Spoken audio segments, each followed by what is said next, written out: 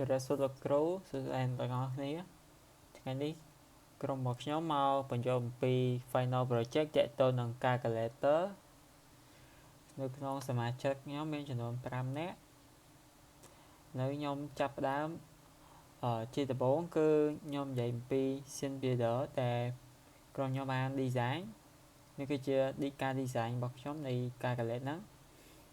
តបមកចូលមកដល់ Visual Code នេះគឺជា View FHMR ដែលយើងយកមកពី Scene Builder មកខ្ញុំនិយាយអំពី main Java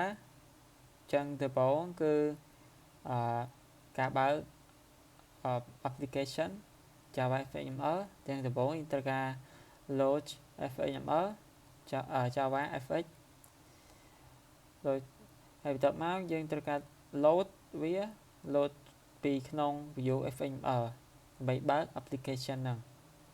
application ដែលយើង design ហ្នឹងតមកចំណុចសំខាន់គឺ model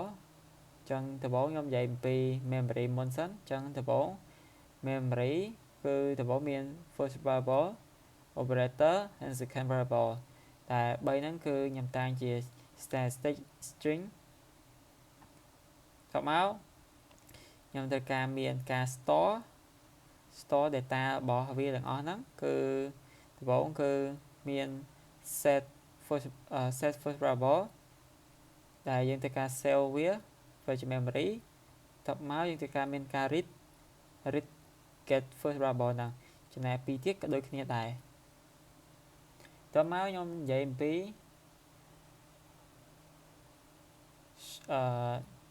និយាយពី user input ចឹង user input ដំបូងគឺ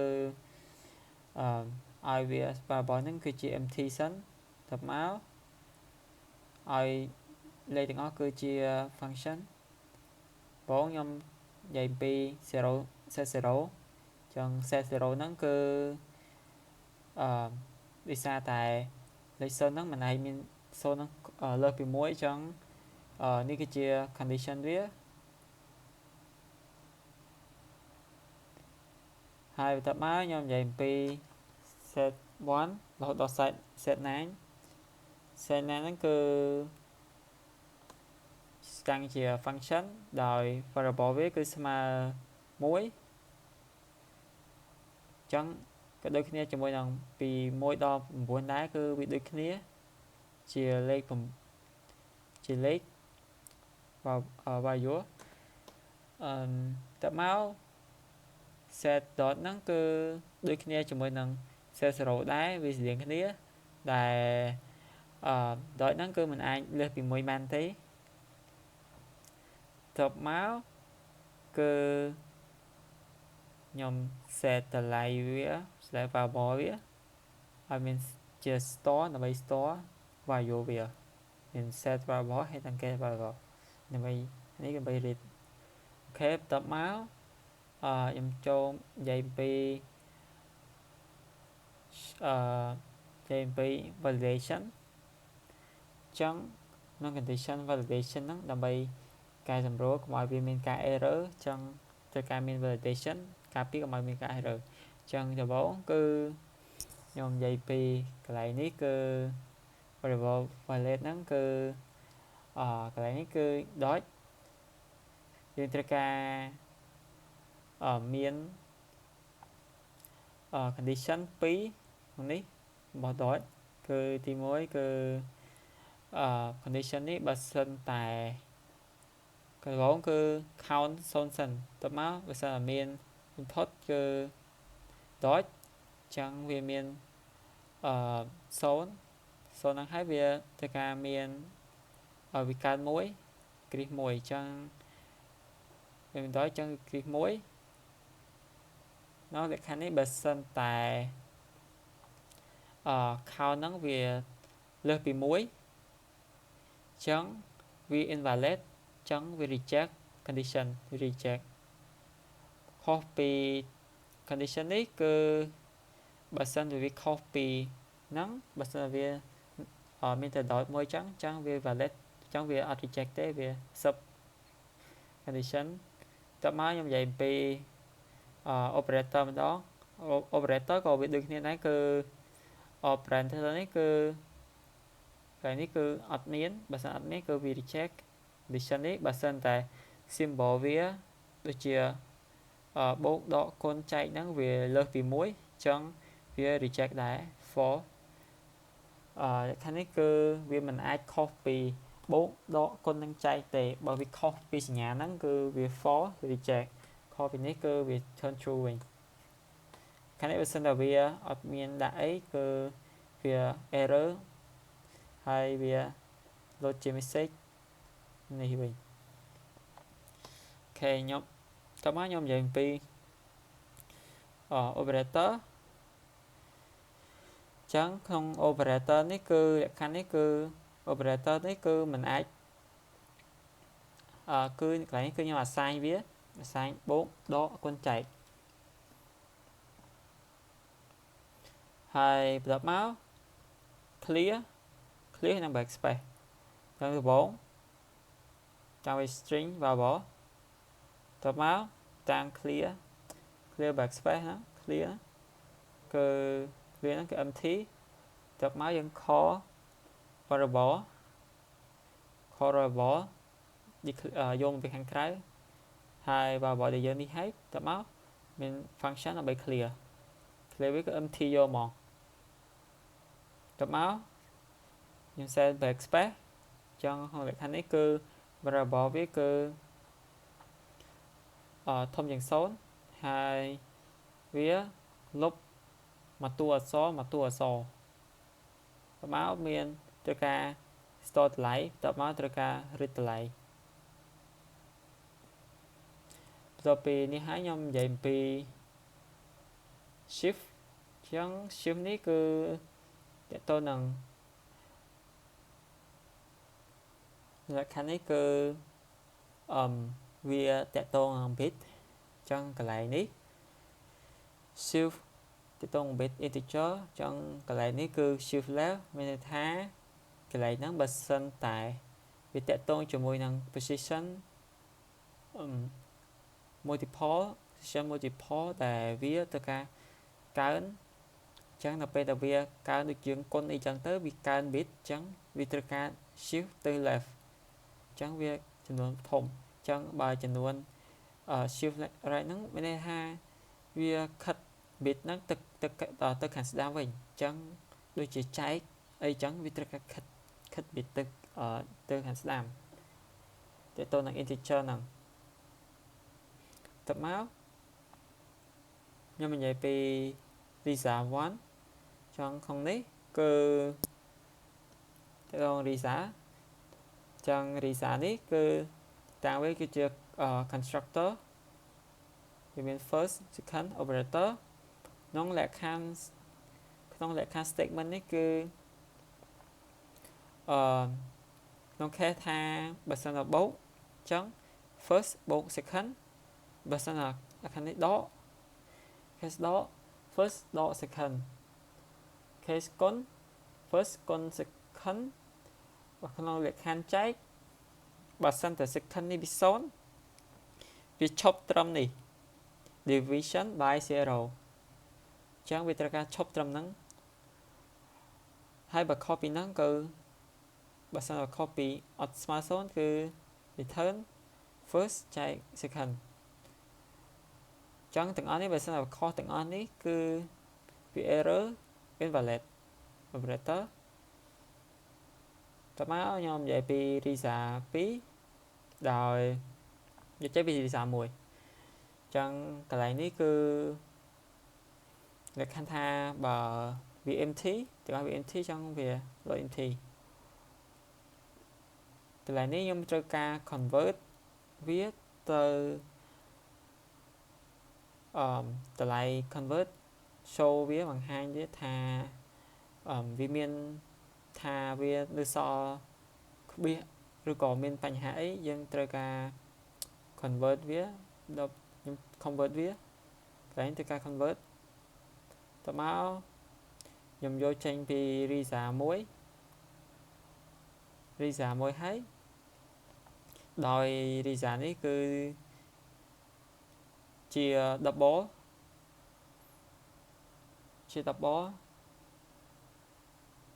ចឹង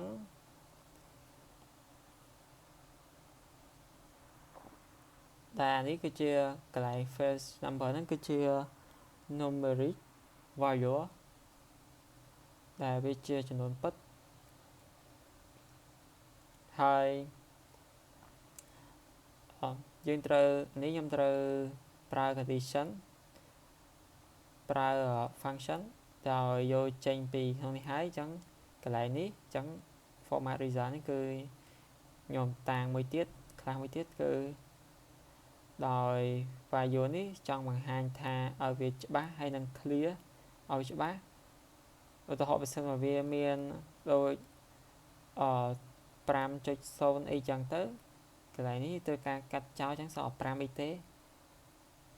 ហើយបើសិនមកវាមានគុណឃើញដល់សញ្ញាចឹងបង្ហាញវាជា tick អក្សរហ្នឹងឲ្យវាមានចឹងបើក្នុងលក្ខខណ្ឌទាំងអស់នេះបើសិនតែវាខុសលក្ខខណ្ឌទាំងអស់នេះចឹងវា error វា return ជា error ចូលមកដល់ calculator controller ចឹងនេះគឺជាការភ្ជាប់ជាមួយនឹង motor ហើយនឹង visual FMR ចឹងកន្លែងនេះជា label screen ដែលវា connect ជាមួយនឹង memory ទាំងអស់ memory validation user input clear backspace ហើយនឹងហើយនេះតាំងជា for សិនកន្លែងត្រូវការតាំង for ដល់មកកន្លែងនេះគឺជា control action ដែលជាបតុងដែលយើងត្រូវ control ចានេះគឺ on back ចឹងអានេះខ្ញុំយកចេញពី model មកចឹងអានេះគឺវាលុបមកតួចោលកន្លែង clear នេះគឺវា clear ទាំងអស់ clear ទាំង memory clear ទាំង value ហើយនេះគឺជាបតុង operator មាន divide មាន divide មាន minus multiply បូក plus មាន4តមកមានទាំង dot មានលេខពី1ទៅដល់9ជាបតុងទាំងអស់ហើយនេះគឺជា integer ដែលវាដើរនៅពេលដែលយើងបើក application screen តមក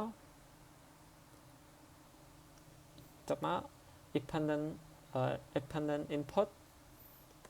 ដែលវាជាដែលវាត្រូវការជាអ្នកhandle number និង dot handle number និង dot វាជា input handle ហើយកន្លែងនេះគឺ set operator ដែលធ្វើនេះដើម្បី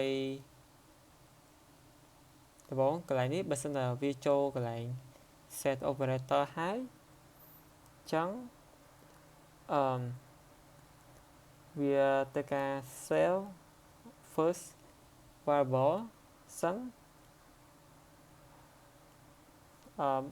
នឹងវាត្រូវការ save ហើយតមកវាឲ្យជាងត្រូវការselect operator ដែលយើងចង់យកមកប្រើហើយបន្ទាប់ពី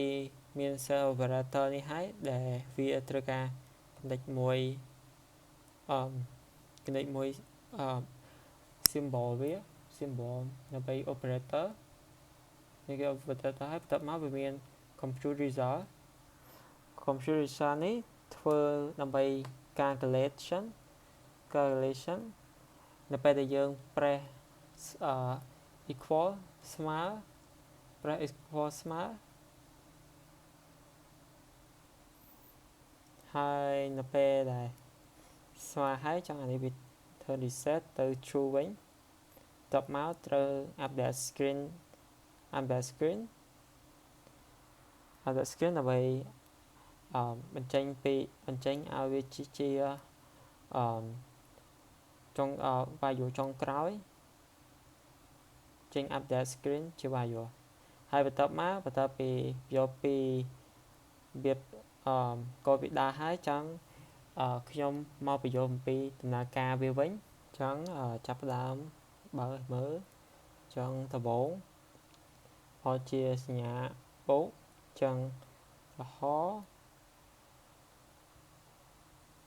78ខ្ញុំដាក់បូក32មក110ចង់លក្ខខណ្ឌនេះត្រូវបន្ទាប់មកខ្ញុំ clear ចោលឧទាហរណ៍ឥឡូវខ្ញុំតេស្តលុបតួចោលអូខេត្រូវតបមកតេស្ត1.525ទៀតអត់ទៅទេអ៊ីសាខ្ញុំបិទលក្ខខណ្ឌគឺមិនអាចលើសពី1បានទេដល់អញ្ចឹងគឺមិនអាចលើសពី1ចង់បូក 2.25 ដែរចឹងស្មើ 2.5 ទៅមកលក្ខខណ្ឌដកឥឡូវយកតម្លៃដែរដកនឹង2ស្មើ 0.5 ឥឡូវតេស្តលក្ខខណ្ឌផ្សេងលក្ខខណ្ឌគុណ 0.5 គុណនឹង600ឥឡូវខ្ញុំយកទៅចែកនឹង250អូខេលក្ខខណ្ឌគឺតែហើយលក្ខខណ្ឌផ្សេងerror ឥឡូវតេស្តជា error ប្រមាយក7 3.8ចែកជាមួយនឹង0ស្មើវា error ចឹងវិសាវាលក្ខខណ្ឌចឹងវាត្រូវលុប error ចឹងលក្ខខណ្ឌទាំងអស់គឺរួចហើយចឹងតែមានប៉ុណ្្នឹងទេចឹងអរគុណលោកគ្រូសម្រាប់ការមើល